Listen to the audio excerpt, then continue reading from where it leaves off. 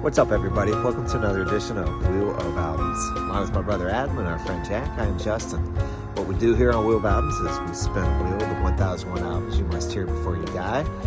We listen to that album for a few times during the week, then we get back and discuss our feelings and if we think this album really is something you must hear before you die. I spun this week's offering. It is Getz and Joao. Everyone knows the Girl From Ipanema. It's on here. It's from 1963 from Stan Getz and Joao Gilberto. Getz, Gilberto. And I didn't know anything about it.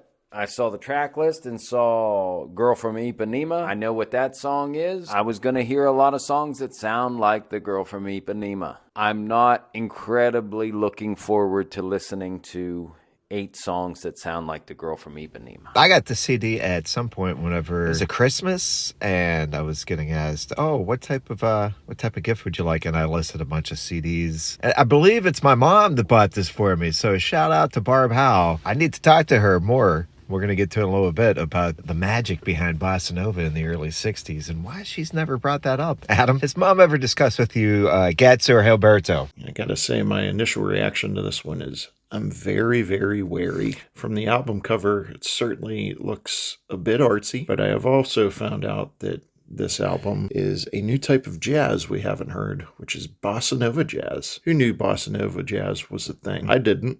So let's jump in. I am by far a tango guy. All right, so before we dive into this, the proper language is Portuguese. So me and Jack are going to help you, the listener, learn more about the pronunciation of some of these songs and maybe even the meanings. All right, Jack, let's get this started. And now I'll be butchering some of the song titles on the album. Dora Leach. All right, in English, that means gift of God. Para Makur Mia Koraka. All right, English translation, to hurt my heart or in order to wound my heart. So that's kind of sad.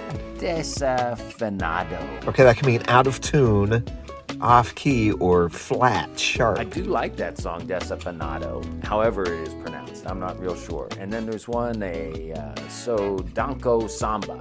And I'm guessing that's like, the dance of the samba. It means I only dance samba. Or, hey, look what they did to my samba, dog. And they go, vai, vai, vai, vai, vai, vai. That means go several times. I only dance like, samba. Go, go, go, go, go.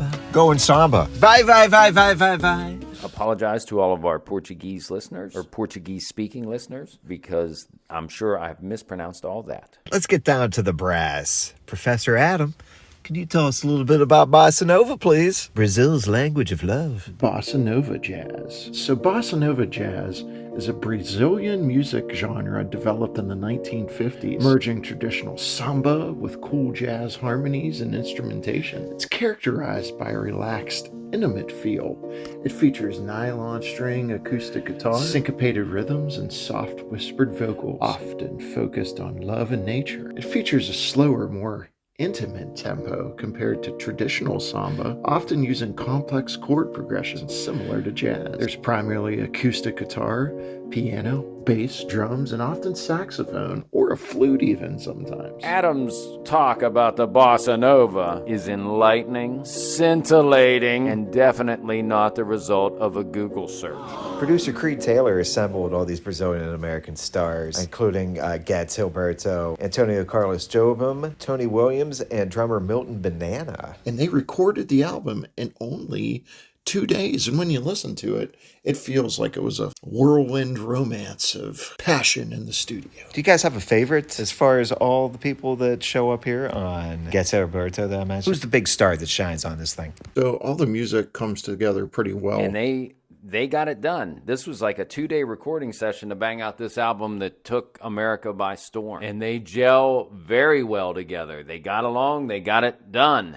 Big time. They've manipulated the samba, which I personally can't differentiate a lot from the bossa nova. But that's due to my lack of nuance. I'm giving two MVP awards out for this one, and they both go to people with the last name Getz. Getz's sax it's smoothing and smooth with just enough pizzazz to keep you distracted while laying in an MRI machine for 45 minutes. Bring something a little bit more to the album. Every time it comes in, it's layered down nice and smooth and gets your attention. I like Stan Getz's saxophone. But the real MVP is Monica Getz, Stan Getz's wife, for getting Astrud Gilberto to come into the studio to record. We don't have the Girl from Ipanema if Astrud doesn't come in and sing that. I mean, her vocal is just like perfect for that song. And that's what you think of when you hear the Girl from Ipanema. You don't think of the music so much. You think of that vocal. It has to be Astrud Gilberto. She has a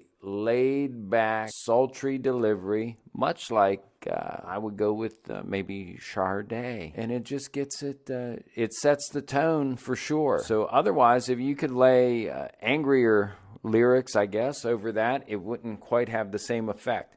My recollection of the Girl from Ipanema is, in fact, it was from a standpoint of somebody who the Girl from Ipanema is too good for, and she'll never pay attention to that person. Astrud does deserve a gold star. The two songs that she contributes to on this album are probably my two favorites on this whole album. Wanting to sing all this time and getting the opportunity to, she hits a home run. But I'm more familiar with the Sammy Davis Jr. version that he did on a special guest appearance on I Dream of Jeannie. He kind of jazzed it up a little bit, did a little scatting in there. Good job, Monica Getz. Way to get her in the studio. So like Adam said, the whole thing gets done in 2 days. And then it sits on the producer's desk, Creed Taylor's desk, for about 14 months. It doesn't get released until March of 1964. Creed, my man, got an album on that desk that went on to win several Grammys and also beat the Beatles and Barbara Streisand right in the middle of Beatlemania in 1965 when they had the Grammy Awards. And I can't quite get what the fad was. What do you do to follow the fad? It's the kids saw the Beatles on Ed Sullivan and they wanted to go get guitars and drums. And if you heard the Girl from Ipanema, just wanted to relax. Maybe learn how to do the bossa nova, a dance step. Absolutely shocked that this album won Grammy of the Year over the Beatles and Barbara Streisand. Justin, Jack, I think the reason our parents didn't fill us in on this fad was a fad with not much staying power. Just kind of feels like when swing music made a comeback in the 90s. Are we really going to tell our kids about the Brian Setzer Orchestra or the Cherry Poppin' Daddies? Damn straight. Probably not. And that's kind of where I feel this album falls. And I did tell our mom, Adam, that we were covering this. Why were we never filled in on the great bossa nova craze of the early 60s? And she had a really good answer to this. She said that at that time, a lot of kids, she was 16, I think she said at the time, 15 or 16 when we did the math. And she said that with Beatlemania, from the UK, something like Getz Gilberto from Brazil, and the onslaught of more British groups coming, everyone was looking outward for new stuff. And so this falls into that mold of something that wasn't American. Everyone was expanding their horizons. According to Barb, that's what they were doing around this time. And to me, that makes sense. And maybe that's why it was such a big deal. They were getting into Motown was about it as far as American artists went at this time. How did the bossa nova take over the world? Or at least America, for about 19 months. Edie Gourmet had a song a year earlier called Blame It on the Bossa Nova. She was already laying blame out before it even had become a fad. Maybe Edie Gourmet is our Nostradamus. And the other tune from this album that I really enjoyed was So Danko Samba. So Danko Samba. Which is a little bit of more samba flair to it a little bit, and Getz's sax is just through the roof and just makes a really cool sound that really intrigued me, and I really looked forward to that every time it came on. Vibe. So when we look at the final ratings, I rank this highest at a 6.75, Jack with the 5.5, and Adam with the 4.5. That's taking all 8 songs on Getz Gilberto, giving them all a 1 to 10 rating and then dividing that by 8. Final rating between the three of us was 5.583. Our favorite song, obviously, number 1, The Girl from Ipanema, then So Danko Samba. And our third favorite, Desafinado. Our least favorite on the album was Para Makur Mia Koraka. Robert Dimery's got 1,001 albums he says you must hear before you die. Now We Judge. Is this an album you must hear before you die? Getz and Joao. I'm the most familiar of the three of us with this album, and I have enjoyed it. I put it on as background music once in a while. Always have enjoyed this thing. Is it powerful enough, though, to be an album you must hear before you die? I even appreciate it even more. I found the nuances of all the different players in this band. That it should be regarded as one of the best jazz albums of the 60s. It doesn't do what, Coltrane and Miles Davis and a lot of those guys are trying to do. Jazz married with bossa nova, as we were saying. It's its own unique thing. Thanks to the Girl From Ipanema. This is where it started, and this is where it's at. This is something you must hear before you die. Jack, what do you say? It's a refreshing change from music I normally listen to. Let me think. 8 songs, started a revolution. I'll give it to you. Okay, Stan Getz and... Joao Gilberto. Yeah, of course, it's Joao Gilberto. Those guys, let's go ahead and give it to them.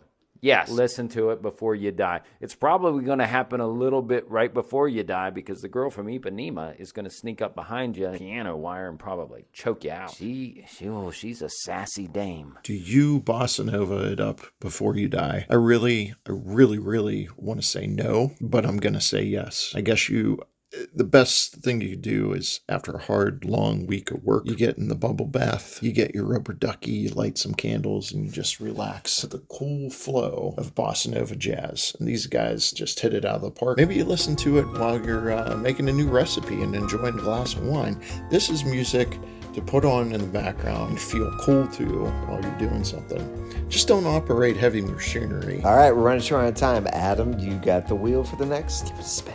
The wheel's been spun, and looks like we're heading from the Bossa Nova of Brazil straight to Sweden for a garage rock revival. Let you know if the Hives are your new favorite band. Follow along for new episodes almost every Monday, and subscribe on YouTube for the same. When I listen to this, for some reason, I think of Get Smart. This feels like something like if he was like dealing with foreign spies, that this would be the music in the restaurant that him and Agent 99 were dealing with the spies. So I'm going to give you a list of the best options where I heard it from, and you guys can guess what one it is if you want to. But it could be the Blues Brothers. It could be the animated movies Rio or Despicable Me. The fantastic movie Catch Me If You Can. It could be V for Vendetta.